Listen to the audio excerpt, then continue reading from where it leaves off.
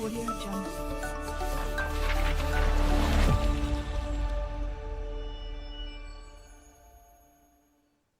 Alhamdulillah Rabbil Alamin.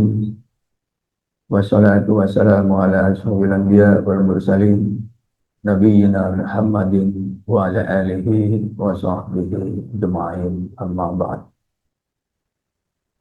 Labbaik Allahumma labbaik, labbaik la syarika laka labbaik, innal hamda wa ni'mata laka wal mulk la syarika lak. Jamaah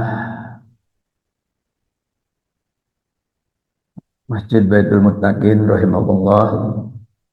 Alhamdulillah, kita sudah masuk bulan Dzulqa'dah. Insyaallah bulan depan kita akan masuk ke bulan Dzulhijjah yang di dalamnya ada prosesi salah satu rukun Islam, yaitu haji bagi yang mampu. Jadi haji ini menutup kesempurnaan, ya, rukun Islam. Nah,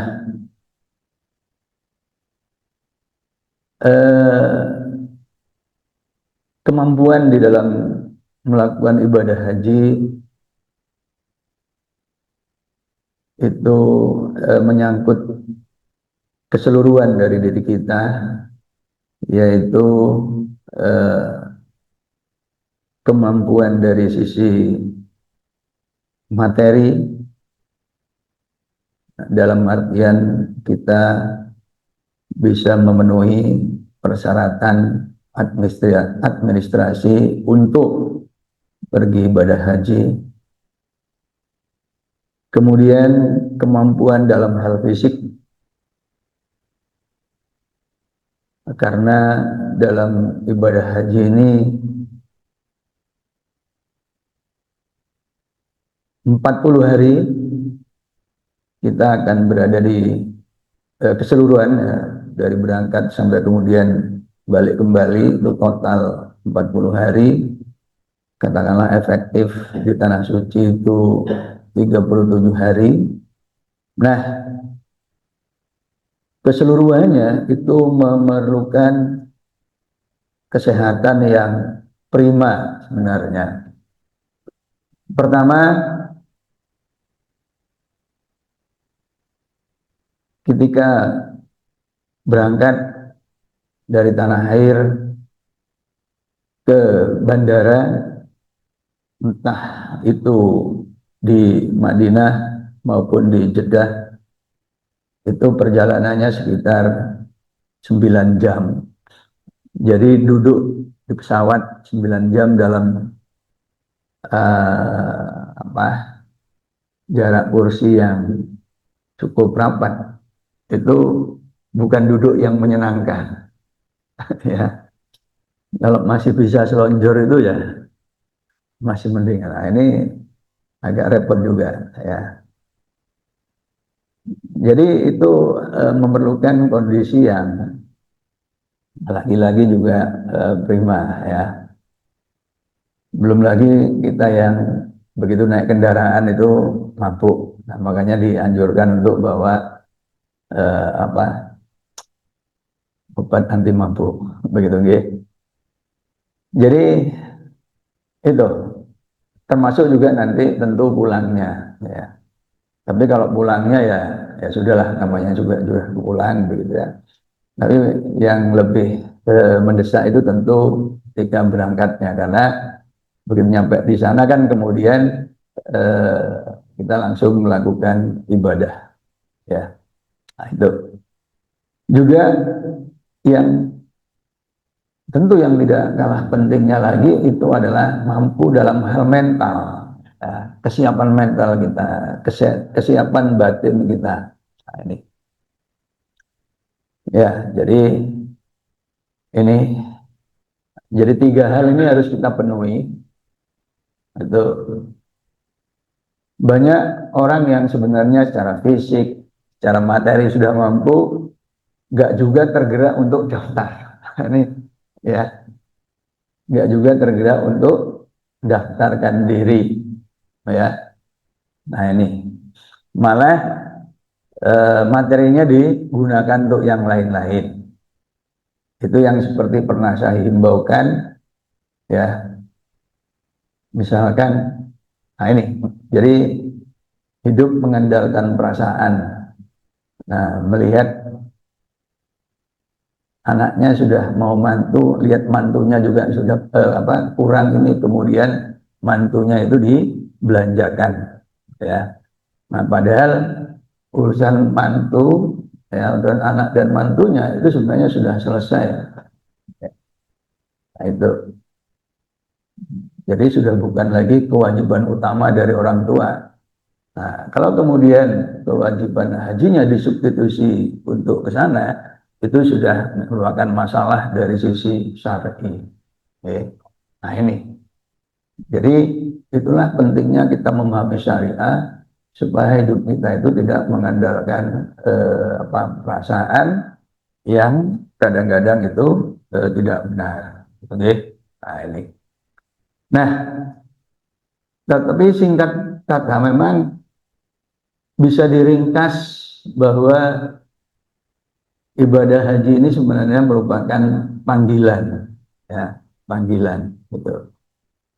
Nah, tapi panggilan ini kemudian yang tidak kalah pentingnya adalah bagaimana kita, ya, apakah kita itu punya keinginan untuk dipanggil, itu ya. Nah, itu menjadi masalah. Nah, jadi inilah ya ilustrasi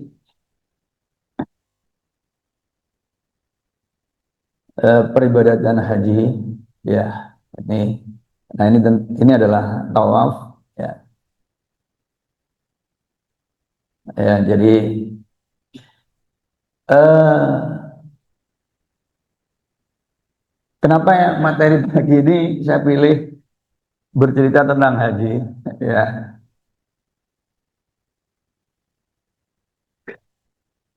Insya Allah nanti tanggal 3 kami masuk asrama haji dan tanggal 4 akan berangkat, gitu. Jadi gelombang pertama di kloter 49.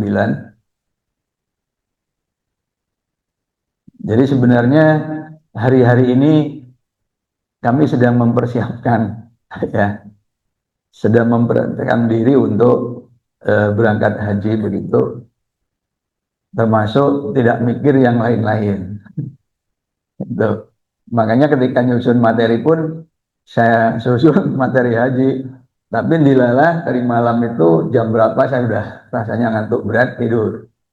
Lalu jam 1 bangun, hidup dengan laptop masih hidup, tapi kok dilala internetnya mati.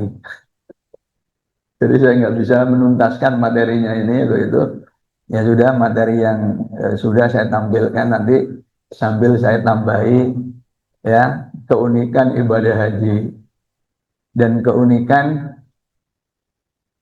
pengalaman saya pertama kali pergi haji, gitu ya, yang benar-benar di luar dugaan, benar-benar di luar dugaan, ya. Jadi ini, jadi tawaf 7 kali, ya, ini bergerak berlawanan dengan arah jarum jam, okay? Itu berlawanan dengan arah jarum jam, itu. Jadi kalau jarum jam itu begini, nah ini begini, oke, okay? Itu. Jadi bergerak 7. eh, nah ini kalau dipercepat, ya, jadi seperti ini, ya. Barangkali kita pernah membaca judul bukunya almarhum Agus Mustafa, ya, eh, energi lingkaran energi Ka'bah atau apa begitu deh. Nah, itu. Jadi ribuan, ratusan ribu Ya, karena jamaah haji ini kan sekitar 1/1000 umat Islam yang ada di muka bumi ya. Jadi kalau 2 miliar ya berarti 2 juta begitu ya. Tapi untuk meningkat apa mengurangi antrian di berbagai negara, pemerintah Saudi akan meningkatkan dalam beberapa tahun ke depan itu sekali apa itu sekitar 5 juta. Nah, ini itu akan menambah kepadatan ya, itu. Nah, setiap momen mestinya kita mendapatkan pengetahuan baru lah begitu ya. Nah, maka sekarang saya juga akan jelaskan ini ya supaya kita tahu negara-negara di sekitar Saudi gitu ya. Jadi artinya ibadah haji ini ya mestinya juga menambah wawasan kita lah ya, khususnya tentang negara-negara di sekitar Saudi. Apalagi ini kan kita barusan merasakan ya, dampak perang Iran Israel Amerika.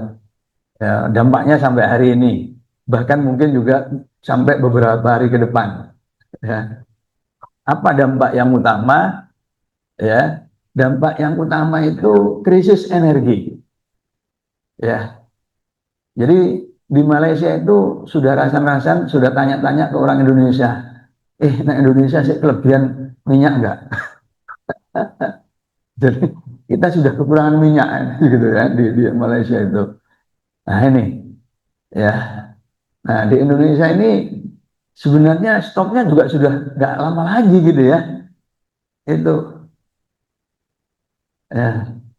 Nah ini kalau nggak waspada ini nanti mobil-mobil kita akan mangkrak di garasi ya begitu karena nggak ada lagi BBM gitu ya. Nah bahkan kemudian sempat sempat ada wacana haji tahun ini sido bukan. Lalu sido dilewat onde gitu kan ya. Mari kita lihat sekarang ya, kita lihat lah lebih spesifik ya. Itu negara-negara di sekitar Saudi. Yang pertama Yaman, ya di sini nih. Enggak, enggak. Oh, oh, baterainya belum pasang. Jadi yang pertama Yaman, oke. Nah ini,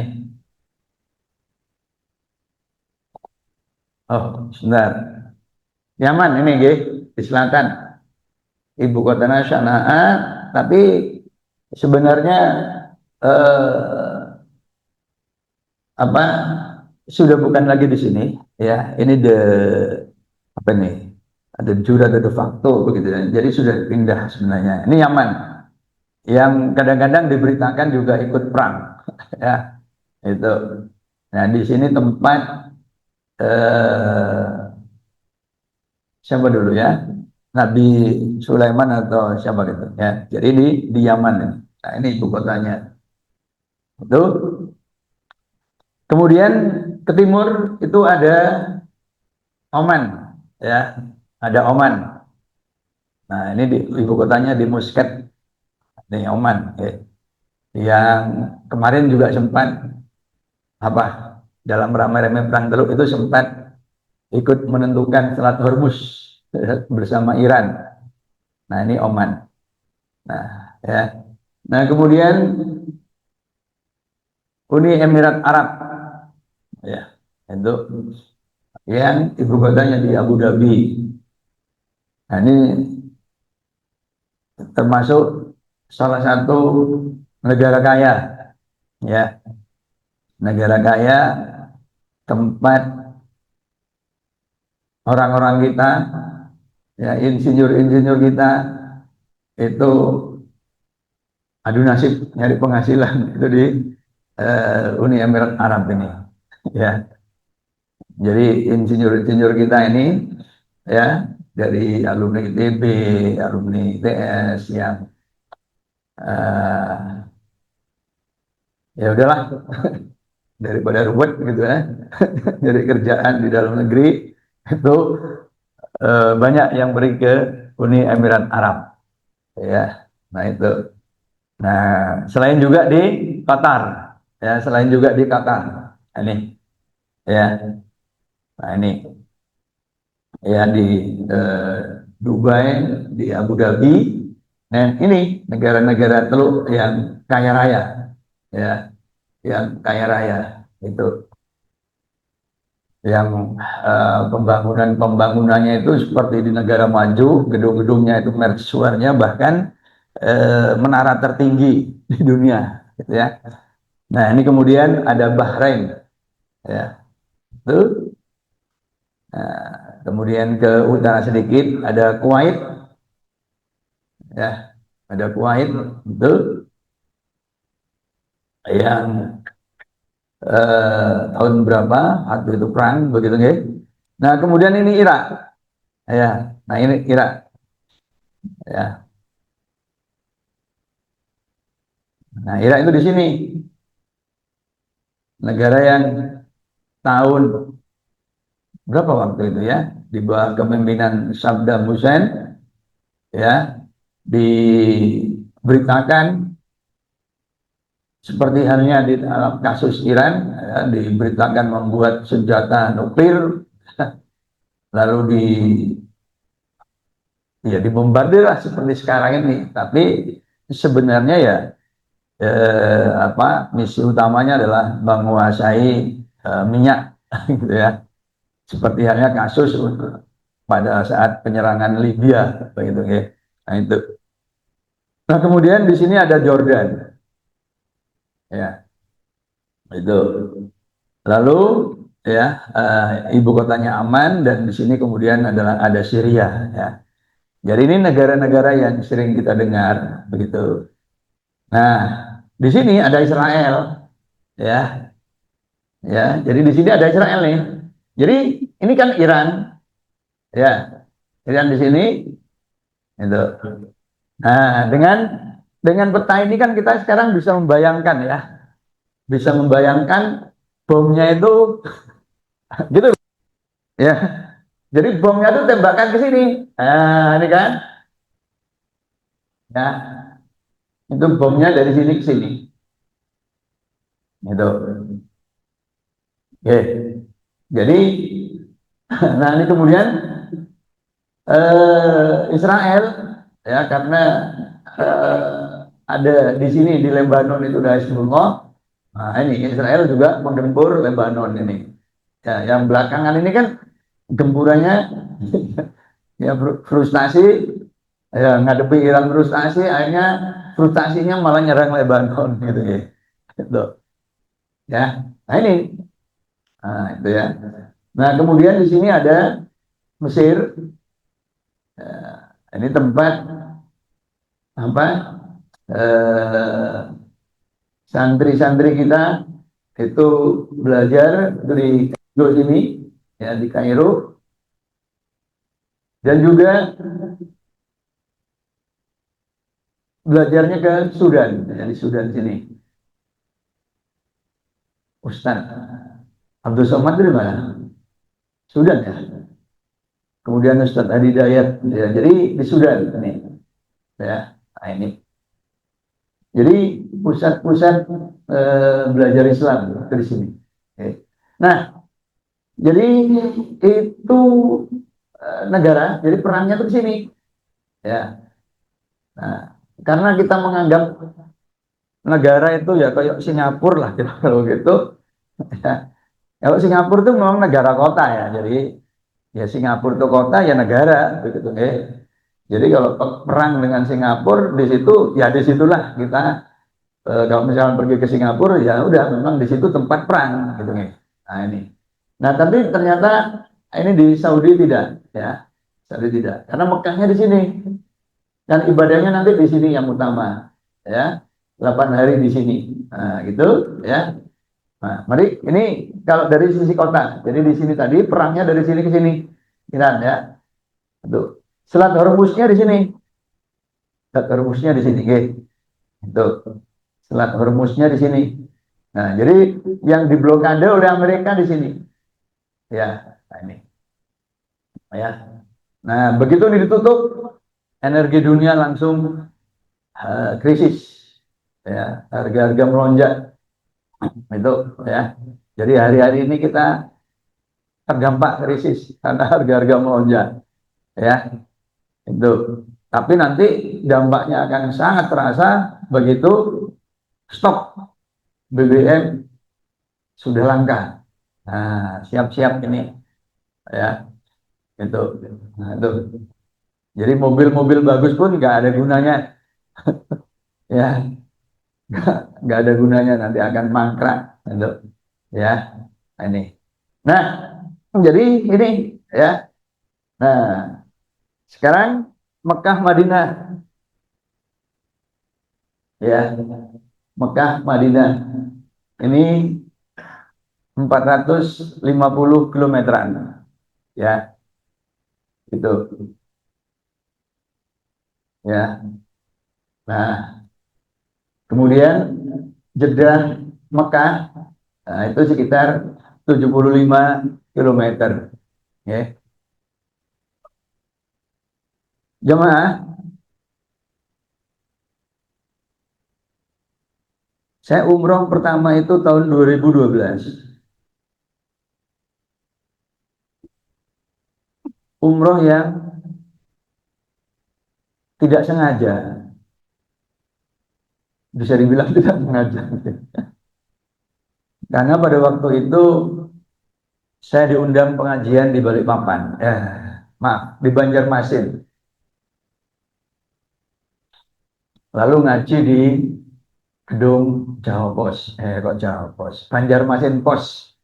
Tapi Banjarmasin Pos itu satu perusahaan dengan Jawa Pos, ya. Jadi di Kalimantan Selatan namanya Banjarmasin Pos, gitu ya, di Langda 5. Pada saat pengajian itu hadir orang yang punya travel tour dan timnya, begitu ya. Orang dan timnya.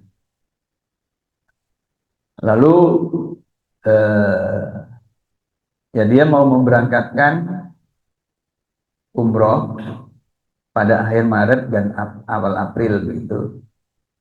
Nah, punya kebiasaan itu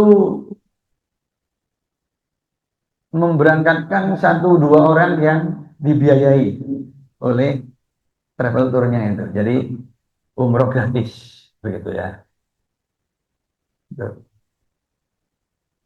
Nggak tahu gimana ceritanya, pada saat itu saya yang ditunjuk untuk umroh gratis itu.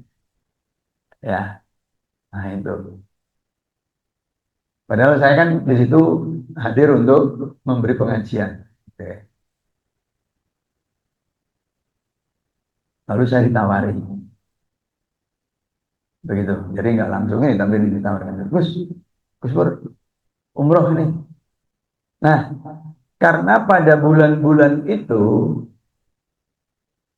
saya sebenarnya sudah janjian dengan Universitas Islam Antarbangsa atau International Islamic University of Malaya di Kuala Lumpur. Lalu saya jawab, sebentar, saya pada waktu itu ada undangan di Kuala Lumpur. Nah, si pengundang ini dengan cepat membalas jawaban saya itu, Gus Pur ini gimana? Undangan manusia aja dipenuhi, tapi undangan Allah dan Rasulnya diabaikan. Gitu. Jadi langsung dipotong begitu. Saya langsung tek gitu kan. Ya, jadi saya mak gitu. Akhirnya ya siap-siap gitu kan. Saya izin sebentar keluar saya itu. Saya izin keluar, saya telepon ya Kuala Lumpur, jadi mantan rektor Universitas Islam Antarbangsa, Profesor Kamal Hasan, Allah yarham, jadi baru meninggal. Tuh. Lalu saya ceritakan, dan saya minta ditunda sebentar, gitu ya, beberapa hari. Alhamdulillah diizinkan, jadi gitu ya. Nah, gitu pulang dari KL itu apa? Pulang dari KL, pulang dari Banjarmasin di pesawat tuh saya pegang-pegang tubuh saya. Tenan tak aku ini AP umroh gitu kan. Bener tak aku kata umroh. Saya gini-gini. Gak turu aku. Karena merasa seperti mimpi. Sampai keesokan harinya saya belum berani cerita ke istri saya. Karena saya masih antara percaya dan tidak. Sampai kemudian hari kedua itu saya ditelepon oleh pihak Banjarmasin, okay. Lalu eh, diminta untuk ngirim paspor untuk segera diuruskan visa dan lain-lain. Nah, baru saya percaya kalau saya benar-benar akan umroh. Saya cerita istri saya dan kemudian saking senangnya ya istri saya, wis lek ngono duit sing ngono tinggu daftar haji. Gitu ya. Ah, jadi Februari daftarlah haji 2012 ya 2012 gitu ya. Nah, gitu. Nah, jadi daftar haji Februari 2012. Gitu. Nah, kemudian eh, saya kan travel tournya kan Banjarmasin. Saya di Surabaya. Semua jamaah umrohnya kan dari Banjarmasin, ya. Saya nggak, saya nggak manasik dan lain-lain gitu kan. Wah, apa ya? Dan nanti ketemu langsung di Jakarta, Soekarno Hatta. Aku ketemu Soekarno Hatta dengan jamaah. Gak kira jamaah itu nganggep aku peserta biasa, gitu ya. Pasti dikira ustadz gitu ya. Gitu kan.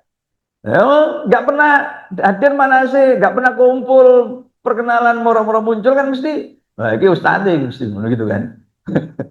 Jadi hal-hal seperti itu kan mau nggak mau harus kita sadari gitu gitu. Itu ya udah.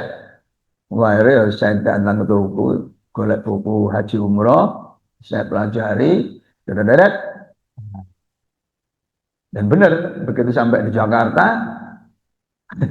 ya, Ustaz, nah, begitu masuk bandara, gimana nih paspor saya, jadi saya termasuk menjadi petugas sudah, ngurusi paspor segala macam itu, nggih, sebar. Jadi, nah gitu, ya. Nah, sampai akhirnya kemudian berangkat, ya, berangkat karena sudah diustadkan ngurus paspor untuk bagaimana urusan paspor itu di imigrasinya di sana. Uruskan lagi gitu kan. Jadi begitu. Nah, itu selesai keluar dari imigrasi, nah ya umroh dari Jeddah pergi ke, nggak langsung ke Mekah tapi ke Madinah tuh ya, ke Madinah tuh. Ustaz, tolong Tat, dijelaskan Tat, apa di kiri kanan jalan antara Jeddah sampai Madinah Tat. Nah, ngene iki umroh gratis. Gak bisa nolak, bisa nolak ya. Nah, itu. Akhirnya duduk di depan sebelah supir bus itu. Lah supir bus itu, lah kan disuruh nerangkan. Jadi jamaahnya di belakang kan, saya duduk di sebelahnya supir bus. Alhamdulillah, supir bisnya itu wong Jawa Barat. Supir bisnya itu orang Jawa Barat. Saya alumni ITB, ya S1 S2. Saya 9 tahun di Bandung. Jadi ya sudah ngobrol saja pakai bahasa Sunda. Nah, ya dia minta diterangkan. Yang naon ya gitu kan. Terangkan lah, terangkan baru saya terangkan gitu pada jamaah.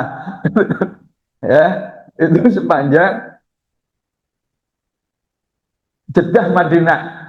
Ya, itu bocah masing lihat turu aku kudu ono ketek nyabrang balan itu tak perhatikan pokoknya sak ono sepanjang jalan itu tak perhatikan dengan seksama termasuk ono ya sempat itu monyet atau apa nyebrang gitu ya jadi tak terang no, gitu kan diajak gitu. Nah jadi itu oke.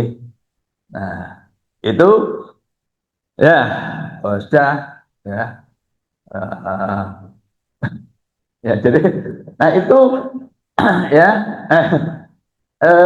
umroh ya pengalaman umroh. Nah kemudian ibu kotanya Saudi sendiri adalah Riyadh ini ya.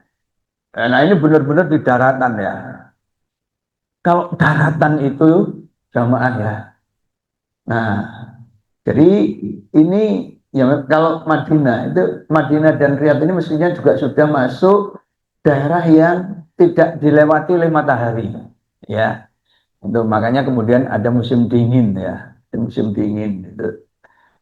Nah, kalau di daratan itu begitu musim dingin ya, dinginnya itu benar-benar nggak tertahankan, ya, nggak tertahankan itu. Jadi nah, ya, jadi tak tertahankan. Nanti saya ceritakan lagi, ya. Nah, saya ceritakan lagi bagaimana tak tertahan ini. Ya. Jadi itu, ya. Nah ini. Nah, ini ya jaraknya sekian. Jadi ya lebih jauh Surabaya, masih lebih jauh daripada Surabaya Jakarta ya. Itu. Nah, sebenarnya pada waktu itu saya daftar haji, okay? Nah ini daftar haji tahun 2012 ya. Itu. Nah, akhir April sampai menjelang Mei atau sudah masuk Mei, saya ke KL yang tadi ditunda itu ya karena harus umroh. Nah, ketika menuju bandara Juanda, itu saya ditelepon seseorang bahwa saya bisa berangkat haji tahun itu. Ya, jadi daftar Februari 2012 itu katanya saya bisa berangkat tahun itu. Ya, ini reguler ya, reguler bukan plus. Saya nggak kebayang plus wong wong mau. Saya sebelumnya itu oleh istri saya diminta untuk daftar haji. Cuma saya batin, loh haji itu tinggal orang sing mampu, gitu loh ya. Nah, ya waktu itu saya masih jauh dari kata mampu. Jadi ya, kalaupun kalaupun nyimpen itu saja nih nyimpen tinggal mengantisipasi biaya yang mendadak dari anak-anak, gitu ya. Bukan untuk daftar haji atau umroh, gitu. Sebenarnya itu. Jadi nggak kebayang, gitu ya. Nah, tapi karena saking senangnya tadi umroh, akhirnya bingung daftar haji, gitu ya. Karena kalau sudah daftar haji itu bisa sewaktu-waktu berangkat, gitu pikirannya. Lek sik durung daftar, ya gak iso, wong durung daftar gitu kan.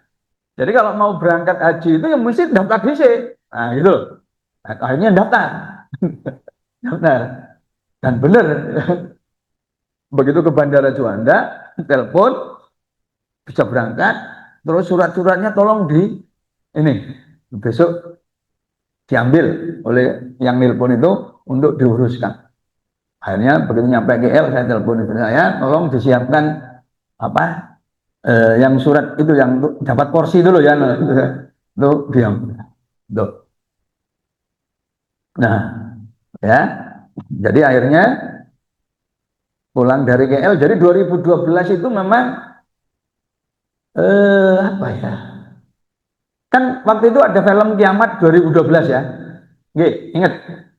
Waktu itu ada saya termasuk yang itu diundang untuk membahas Kiamat 2012 ya. Tapi justru tahun 2012 itu tahun keberkahan saya gitu. Oke. Ya tadi umroh, terus ke KL ya. KL keberangkat KL diberitahu untuk berangkat haji. Nah itu. Tapi dilalah yang berangkat tuh saya saja, gitu loh, gitu. Nah istri saya nggak berangkat. Non jauh sampai istri saya stres, masuk rumah sakit. Terus, aku karena wong daftar bareng lu ben berangkat bareng kok ini budal diri gitu. Akhirnya ya wis kalau problemnya itu ya wis ojo dipikiri aku tak daftar maneh kok ben tetep iso budal bareng. Nah begitu ya. Jadi sebelum berangkat itu waktu itu kan berangkatnya kan Oktober sampai November kan haji. September itu saya daftar lagi.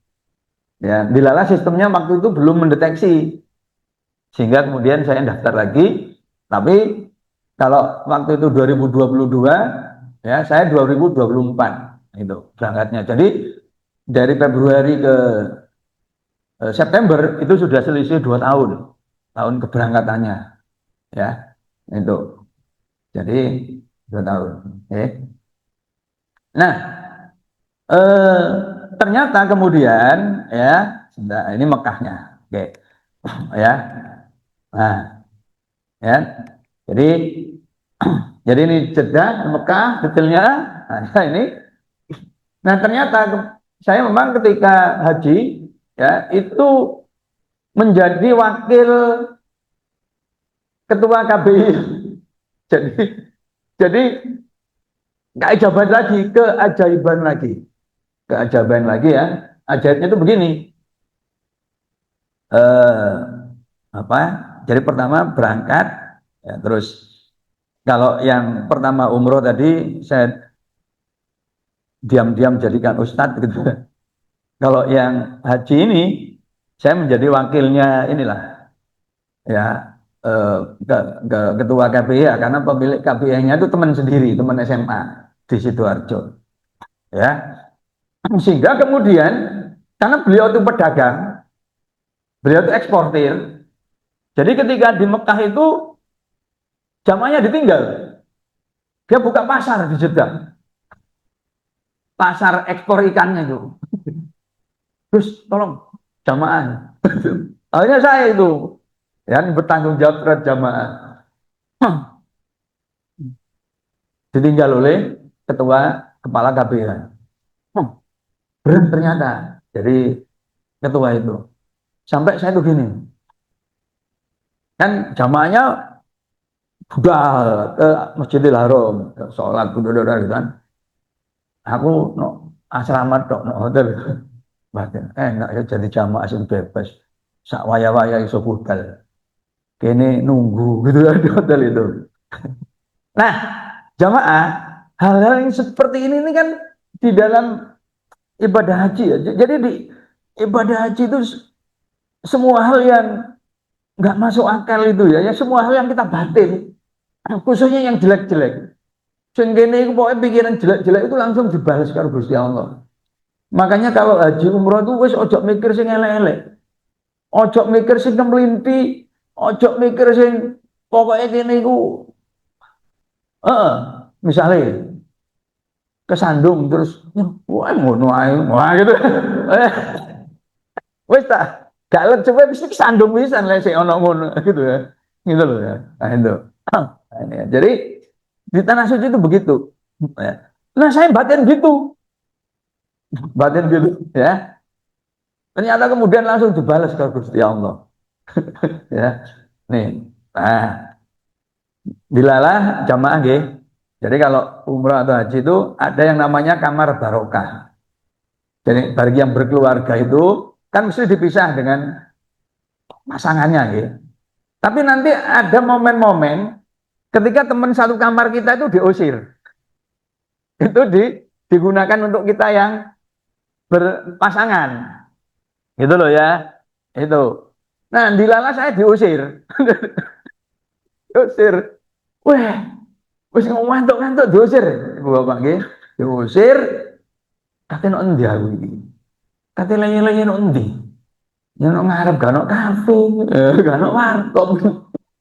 Ya terpaksa ke Al-Haram, masjid berjalan ke Masjidil Haram.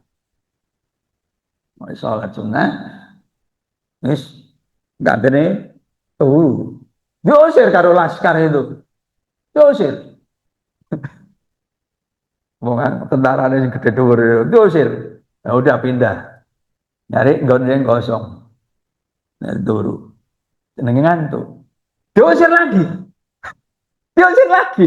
Ya Allah. Wah, delok, wah itu karep kosong. Suruh wae wis. Ternyata itu rutenya tawaf. Terpaksa gak bisa turu. Ya melok tawaf. Melok tawaf ya. Tawaf. Muter ping papat azan. Otomatis langsung jeglek mandek. Alhamdulillah jamaah ya. Saya itu berhenti tepat di belakangnya imam. Iku carane Gusti Allah. Kan sebelumnya kan juga batin. Yo, carane sholat no. Begini imam yo, ya gitu kan. Itu ketika sholat di apa jamak di ini ya Masjid Al Haram itu, yo boso carane iso sholat no begini imam itu seperti itu juga ya. Nah ternyata ya tadi. Nah itu. Dan dengan berdiri di situ hanya tahu, oh ternyata no kono muadzin. Padahal sebelumnya saya juga mikir, ini kok cuma kerungu tok suarane sing adzan. Jane muadzine no endi? Sempat mikir gitu juga gitu kan ya. Sempat takon gitu. Nah, itu. Akhirnya roh juga. Nah, itu ya. Nah, itu. Jadi gara-gara batin itu tadi ya. Batin apa namanya? Kayak enak jamaah ini jadi ketua pertahan gitu kan. Nah, itu. Nah, termasuk kemudian karena nah ini ya KBIH Muhammadiyah karena teman saya itu dulu memang sama teman IPM juga di SMA. Jadi KBIH-nya itu ada tarbiyah. Tapi KBIH itu mungkin lebih banyak yang tidak tarbiyah ya. Tarbiyah itu tanggal 8 pergi ke Mina dulu. Mabit di Mina, nginep di Mina dulu. Jadi tidak langsung ke Arafah. Nah itu. Tapi itu ngurus dulu supaya difasilitasi bis. Saya datang ke situ, dilecehkan oleh yang apa namanya itu ya, gangsternya di sana itu. Wow, diolok-olok dulu. Akhirnya kita datang ke big boss-nya, pusat big boss-nya. Jadi kalau di film-film itu ya seperti big boss beneran itu. Nah itu kan ya. Itu kan. Ah ini kata presiden. Oh ya, mau berapa? Nah, langsung telepon. Besoknya kita langsung ke situ. Wah, langsung karung guyang-guyu nerima kita. Siap. Jadi, gitu. Jadi saya punya pengalaman seperti itu. Ya, pengalaman seperti itu. Oke. Nah, sekarang ada pertanyaan saya menggelitik. Opo aku iso diumroh no. Taruh kok istilahnya ya tadi ya. Karena jujur saja sebenarnya memang dari sisi material itu belum. Saya merasa belum. Tapi ya tadi, kenapa? Terus saya coba ingat-ingat, tahun 2008, Januari 2008, saya pergi ke Kazakhstan.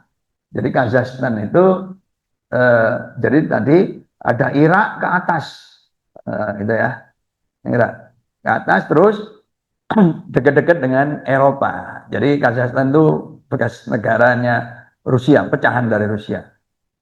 Nah, tapi untuk ke sana jadi memimpin rombongan Olimpiade Fisika dan Matematik untuk SMA Penabur, BPK Penabur, SMA Katolik. Jadi saya jadi tim leadernya itu, ya itu. Nah di sana ditanya, Bapak dari mana? Dari ITS. Oh, ITS itu apa? Aku batin, jangkrik mau ini. ITS KR loh. Di Jakarta itu loh wali muridnya SMA BPK Penabur loh, ya gak ero ITS itu apa. Lama gitu, lama mungkin. ITS gak ero. Saya, kemudian saya cerita perguruan tinggi gitu. Loh itu swasta apa negeri? Loh ya apa sih? Loh, pertama memang gak ero, akhirnya begitu tak cerita no, terus takonin negeri apa swasta gitu ya. Itu memang Chinese gitu. Jadi yang berangkat itu Chinese berangkat. Tapi Chinese sudah nggak bisa baca kanji. Makanya begitu, karena rutenya mampir dulu di sebentar. Pulang dan perginya itu lewat Beijing, lewat Beijing. Ya, nah sebentar. Ya, pulangnya ke Beijing, lalu transit nginep, jalan-jalan dulu di Beijing, ya. Nah, di Forbidden City. Nah, disitulah saya marah pada diri saya sendiri. Loh, aku itu wis mlaku-mlaku no Jepang, mlaku-mlaku no Cina no. Kok aku durung pengen no tepatnya Kanjeng Nabi. Aku itu muslim cap obah. Gitu. Gitu saya marah. Loh, loh, saya marah pada diri saya sendiri. Wes ngono aku kudu berangkat no makame Kanjeng Nabi. Gitu. Padahal itu pagi, pagi karena mendung ya, bulan itu yang masih kelihatan ya. Itu meskipun sudah di ketinggian ini sudah kelihatan karena mendung. Jadi cahaya matanya lemah. Saya marah pada diri sendiri. Aku butuh budal. Kok gone makanya kan juga habis. Waktu di situ. Begitu metu teko kono, sik lah. Budal nganggo duit sapa? Iling lagi, nganggo duit sapa? Kan nganggo duit sapa? Nah, kemudian tahun 2011 itu teman-teman Hiroshima. Saya kan dulu kuliahnya di Hiroshima, gitu. Teman-teman di Hiroshima itu woro-woro golek duit, golek dana, mau membeli bangunan dan lahan dan bangunan yang mau dijual, ya. Dan teman-teman tuh mau beli untuk dibuat masjid, masjid, ya. Karena pada waktu itu yang namanya masjid, yang benar-benar arsitekturnya masjid itu cuma ada di Kobe, yang lainnya itu gedung biasa, tinggal sholat terus dikai label masjid. Padahal ya itu perpustakaan lah gitu kan. Tapi yang benar-benar masjid itu di Kobe, itu dibangun oleh pemerintah Turki. Jadi arsitekturnya memang masjid dari luar masjid gitu kan. Liane ya di termasuk di Tokyo ya. Itu ya kantor, kantor biasa gitu ya. Nah, itu. Nah, ini mau dibeli. Mau dibeli. Lah, aku kudu saya harus berpartisipasi. Wong saya itu dulu ketua Muslim Hiroshima. Gitu ya. Nah, itu. Ketua Muslim, saya itu ketua Muslim Indonesia di Hiroshima. Waktu itu. Ya. Dan saya juga Vice Presiden Muslim Internasional di Hiroshima. Jadi, mestinya aku kudu berpartisipasi. Nah, terus, saya kan sudah di Indonesia. Partisipasi, aku kudu nyumbang. Tapi nyumbang bingung. Yen, kan Jepang yen. Saya nyumbang. Saya nyumbang, nggak terlalu banyak kalau sekarang, 2026. Tapi 2012 itu cukup banyak. Apalagi untuk uang Indonesia. Dan saya nggak berani ngomong ke istri saya. Ya apa ya? Duit ate. Mesti gak diizin nunggu. Meneng aja. Nah, pergi ke bank, transfer. Wis, nah, jadi bagi saya itu sangat besar. Tapi mungkin bagi Jepang, kan duit yen. kasih keluar tapi gak apa-apa, ya apa. Nah, jadi mungkin dua hal itulah ya. Dua hal itulah. Satu, saya pertama marah pada diri saya sendiri. Yang kedua, tadi ya infak sodako tadi ya. Itu ya yang kemudian dibalas dengan cara-cara yang saya sendiri nggak kebayang pada waktu itu ya, nggak kebayang butuh harus berangkat umroh dan nggak kebayang harus haji gitu ya tahun 2012 itu. Nah tahun 2012 itu oh berangkat deh. Nah, akhirnya saya menghibur diri gini kayak istri saya karena pada tahun itu juga kan pada tahun itu juga saya berinteraksi dengan Sragen dan Hiroshima dengan Tebuirang untuk membangun pesantren Saint Trensen itu, gitu loh ya, Trensen, pesantren Saint itu, ya. Nah, jadi sudah sepakat, deal, mau membangun pesantren Saint di Sragen dan Jombang, nah gitu. Akhirnya saya menghibur diri, iyalah kenapa kok saya itu harus pergi haji? Yo, iki dinggo pantes-pantesane pimpinan pondok pesantren. Pondok pesantren lah gak kiai haji piye. Nah, gitu kan. Makanya Gusti Allah mensegerakan saya haji.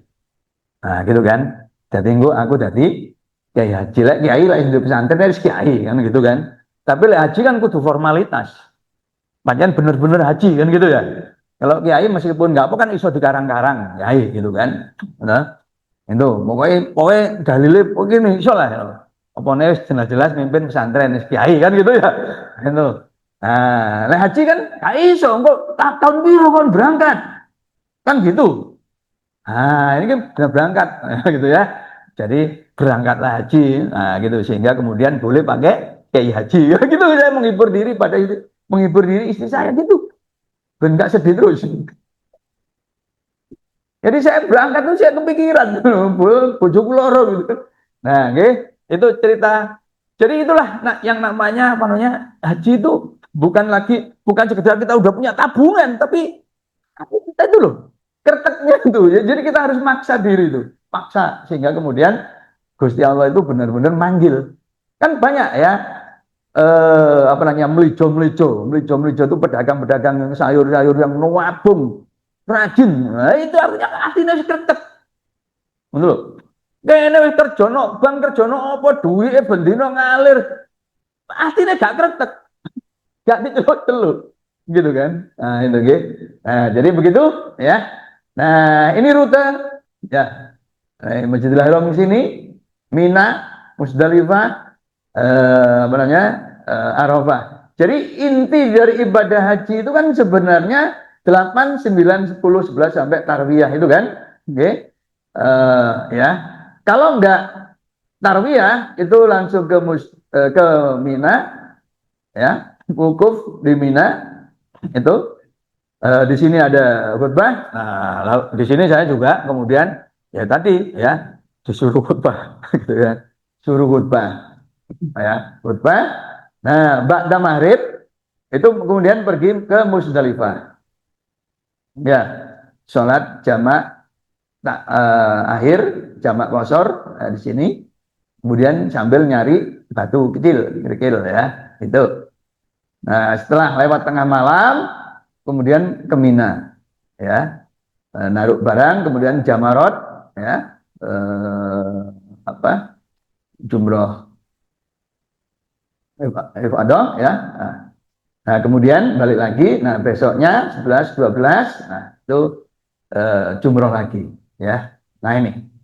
Nah, kemudian balik ke sini, tawaf, nah itu sempurnalah ibadah haji kita, ya. Itu.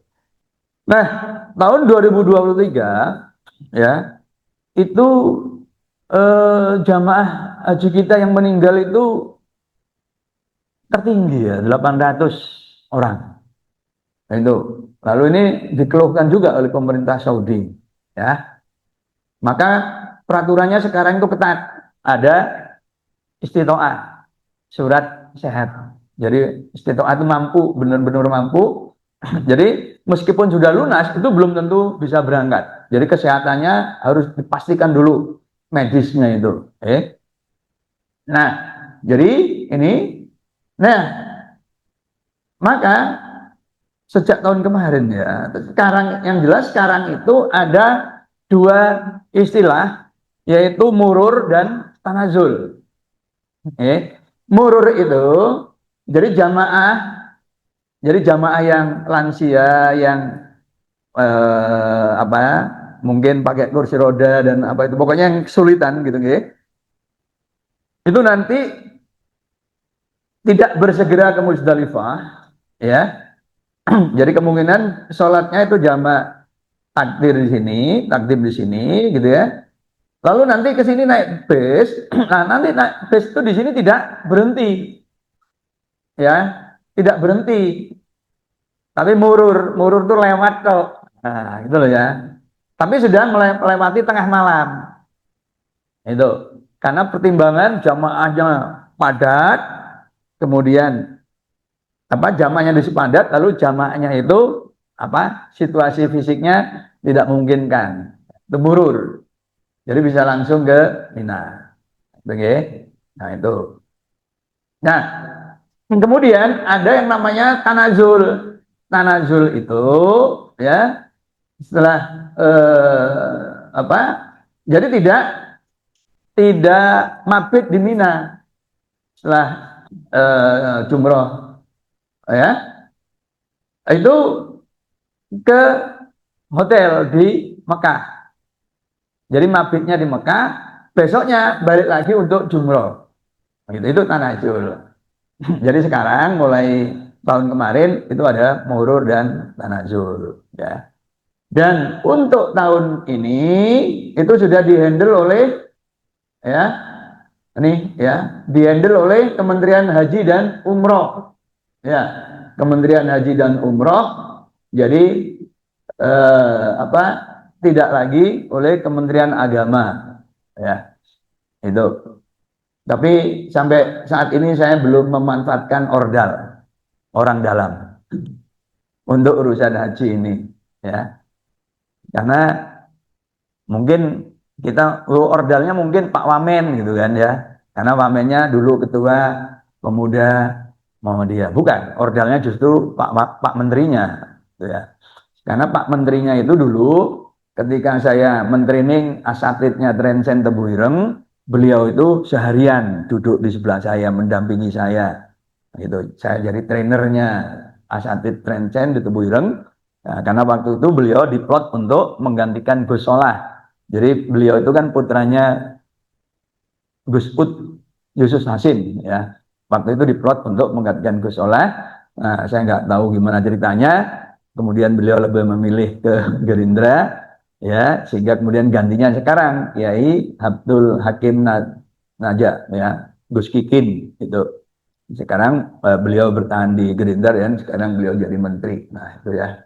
Jadi ini ya kalau jalan ya lumayan ini. Nah ini maksud jalan apa ibadah fisik itu. Jadi itu, oke. Jadi itu sedikit peribadatan haji. Jadi diniatkan, ditumbuhkan rasa ingin gitu ya. Lek ingin itu kok Gusti Allah. Nah gitu loh ya. Gusti Allah kaya izin lek iki hamba iki pengen gak tak reken nah gitu nggih. Nah, nanti Gusti Allah akan apa mengundang dengan berbagai cara ya berbagai cara yang di luar apa dugaan kita. Keponakan saya, adik saya itu nggak tahu begitu di Jakarta datang ke apa namanya kayak pameran buku dan Islam gitu ya, terus ada semacam apa ya undian apa begitu loh. Nah terus dia dapat apa namanya undangan dari kerajaan Saudi. Nah, karena dia masih anak-anak, itu dia harus didampingi oleh keluarganya, oleh ibunya. Jadi akhirnya berdua ya, berangkat nggak pakai daftar haji. jadi begitu. Jadi haji itu adalah unsur kuatnya adalah ibadah undangan dan hati kita harus dibersihkan ketika di sana. Ojo ono pikiran-pikiran mekiti, ojo ono takabur, ojo ono ya. Karena teman saya yang takabur wis teko Al Haram balik no hotel karo bojone ditawari ngene. Gak sarapan dhisik ta ya. Karena dia pelatih karate ya di Sidoarjonya angkatan laut, pelatih karate angkatan laut merasa sih kuat budal. Saya sih merasa gak luwe budal. Tawaran bojone sarapan gak direken. Begitu nyampe di Al Haram, sholat langsung melilit-lilit koyo keluwen gak mangan 40 dino. Lungker-lungker ya Haram sampai kemudian sadar istighfar, terus ono wong gede dhuwur nyawat no kurma sak kantong. Panganen ngono jadi gitu. Jadi di sana itu pokoknya ono pikiran sih enggak gitu ya. Nah itu saya juga pernah begitu. Oh, jalan itu kok ya gampang ya. Tak mau lihat kono. Nah, merasa gampang. Mari ngono. Nondi, nondi. Balik ini gak ketemu. Numpak taksi. Taksi ini katanya nondi. Wah, ya Allah. Baru. Jadi begitu. Pokoknya semua pikiran negatif. Jadi gitu jamaah ngapunten. Ngapunten Mas Eko. Ini materinya nggak sampai selesai. Saya maunya tuntaskan, tapi kok dilalat tadi jam 1 bangun internet mati terus hujan terus turun mana. Fastabikul khairat, mudah-mudahan ya jamaah sekalian ya dipanggil oleh Allah ya sehingga kemudian ya sempat dalam seumur hidup kita itu pergi ke tanah suci ke Baitullah ya itu karena sekali lagi ya kemampuan di sini yang utama itu sebenarnya adalah kita dipanggil oleh Allah itu ya maka harus kita selipkan di hati pikiran kita supaya kita pernah ke tanah suci. Fastabiqul khairat. Assalamualaikum warahmatullahi wabarakatuh.